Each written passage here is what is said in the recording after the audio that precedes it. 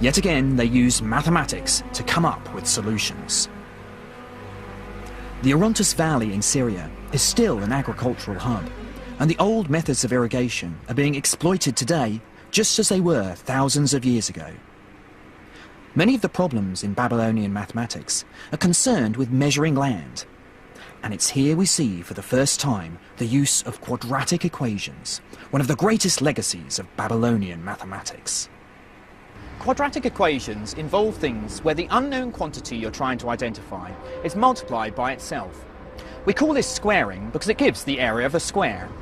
And it's in the context of calculating the area of land that these quadratic equations naturally arise.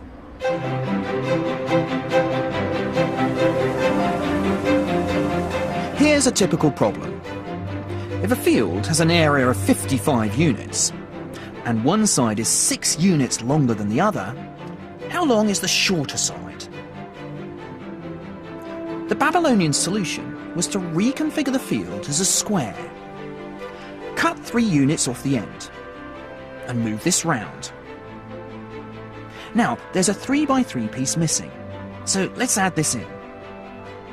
The area of the field has increased by 9 units. This makes the new area 64, so the size of the square are 8 units.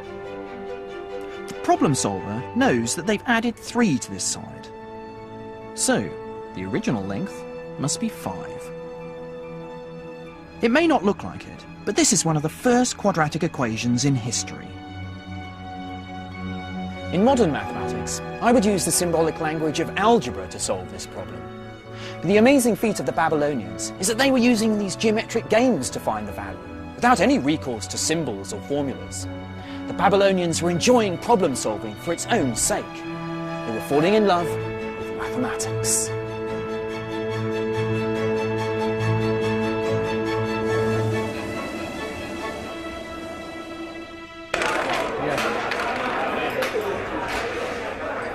The Babylonians' fascination with numbers soon found a place in their leisure time too.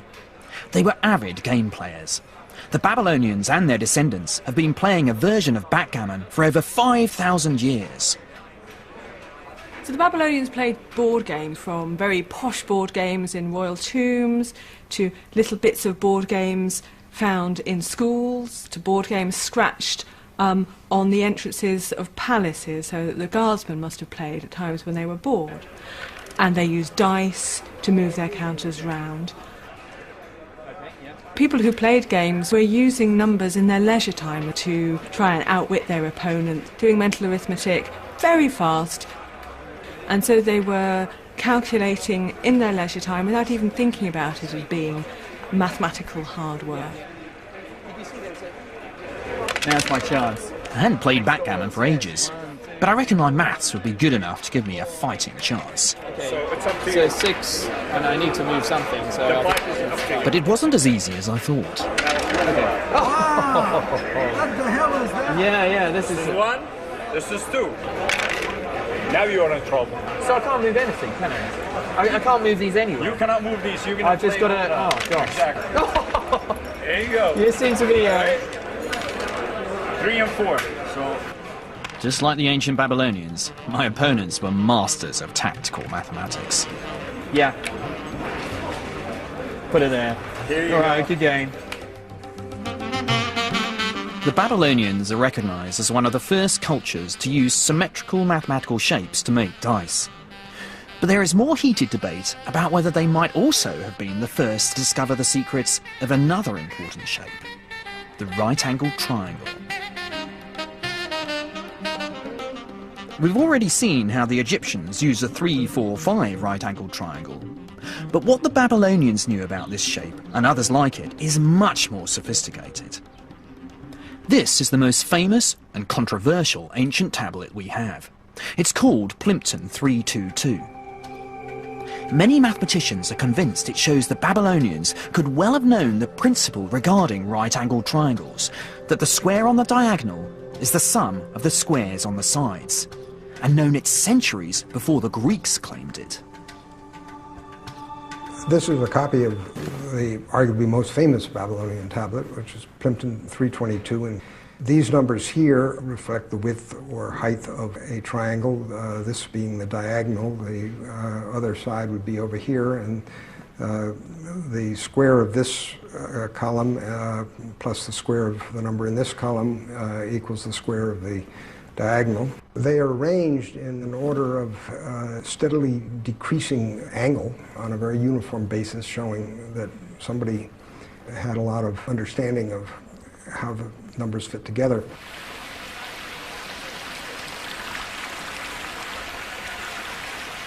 Here were 15 perfect Pythagorean triangles, all of whose sides had whole number lengths.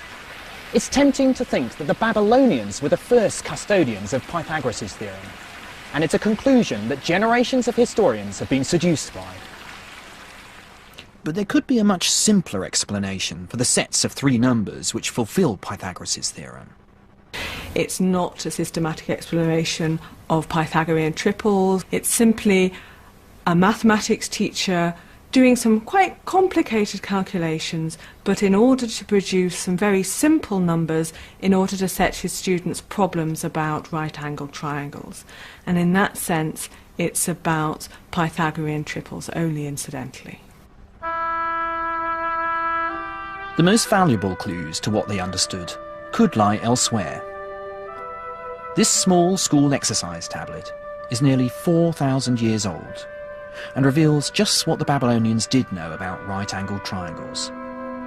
It uses the principle of Pythagoras' theorem to find the value of an astounding new number. Drawn along the diagonal is a really very good approximation to the square root of 2. And so that shows us that it was known and used in school environments. Now, why is this important? It's because the square root of 2 is what we now call an irrational number. That is, if we write it out in decimals or even in sexagesimal places, it doesn't end. The numbers go on forever after the decimal point. The implications of this calculation are far-reaching. Firstly, it means the Babylonians knew something of Pythagoras' theorem 1,000 years before Pythagoras. Secondly, the fact that they can calculate this number to an accuracy of 4 decimal places shows an amazing arithmetic facility, as well as a passion for mathematical detail. The Babylonians' mathematical dexterity was astounding, and for nearly 2,000 years they spearheaded intellectual progress in the ancient world. But when their imperial power began to wane, so did their intellectual vigour.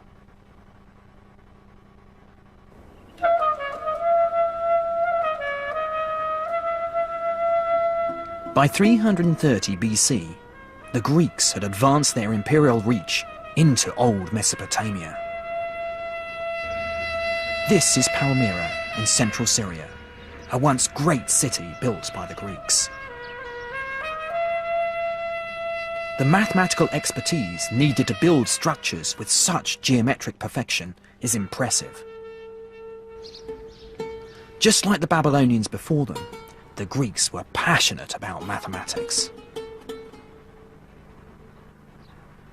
The Greeks were clever colonists.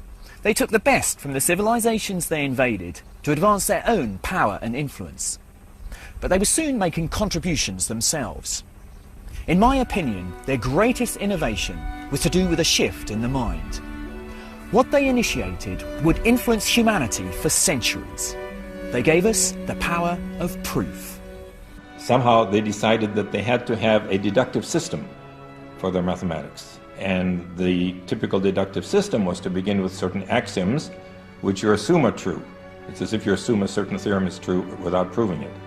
And then using logical methods and very careful steps, from these axioms you prove theorems. And then from those theorems you prove more theorems. And it just snowballs that way. Proof is what gives mathematics its strength. It's the power of proof, which means that the discoveries of the Greeks are as true today as they were 2,000 years ago. I needed to head west into the heart of the old Greek Empire to learn more.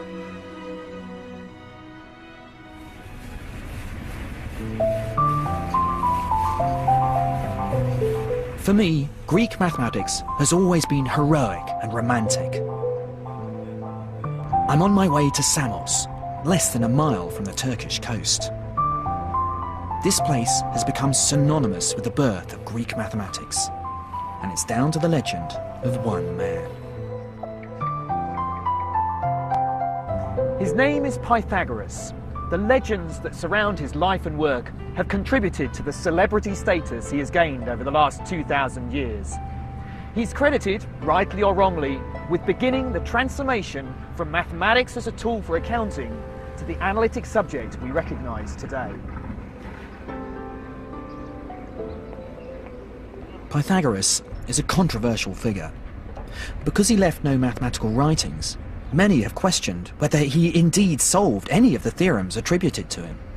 He founded a school in Samos in the 6th century BC, but his teachings were considered suspect, and the Pythagoreans a bizarre sect. There is good evidence that there were schools of Pythagoreans. They may have looked more like sects than what we associate with philosophical schools, because they didn't just share knowledge, they also shared a way of life. They may have been communal living, and they all seem to have been involved in the politics of their cities. One feature that makes them unusual in the ancient world is that they included women. But Pythagoras is synonymous with understanding something that eluded the Egyptians and the Babylonians: the properties of right-angled triangles. What's known as Pythagoras' theorem states that if you take any right-angled triangle, build squares on all the sides, then the area of the largest square is equal to the sum of the squares on the two smaller sides. It's at this point for me that mathematics is born, and a gulf opens up between the other sciences. And the proof is as simple as it is devastating in its implications. Place 4 copies of the right-angled triangle on top of this surface. The square that you now see has sides equal to the hypotenuse of the triangle. By sliding these triangles around, we see how we can break the area of the large square up into the sum of two smaller squares, whose sides are given by the two short sides of the triangle. In other words, the square on the hypotenuse is equal to the sum of the squares on the other sides. Pythagoras' theorem. It illustrates one of the characteristic themes of Greek mathematics: the appeal to beautiful arguments in geometry rather than a reliance on number. Pythagoras may have fallen out of favour, and many of the discoveries accredited to him have been contested recently. But there's one mathematical theory that I'm loath to take away from him. It's to do with music and the discovery of the harmonic series. The story goes that walking past a blacksmith's one day, Pythagoras heard anvils being struck and noticed how the notes being produced sounded in perfect harmony. He believed that there must be some rational explanation to make sense of why the notes sounded so appealing. The answer was mathematics.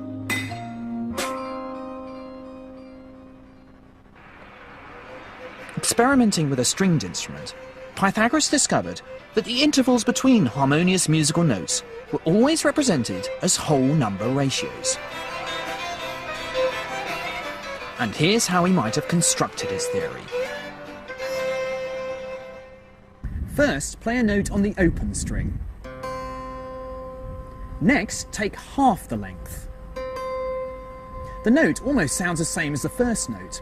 In fact, it's an octave higher, but the relationship is so strong we give these notes the same name. Now, take a third the length. We get another note which sounds harmonious next to the first two. But take a length of string which is not in a whole number ratio, and all we get is dissonance.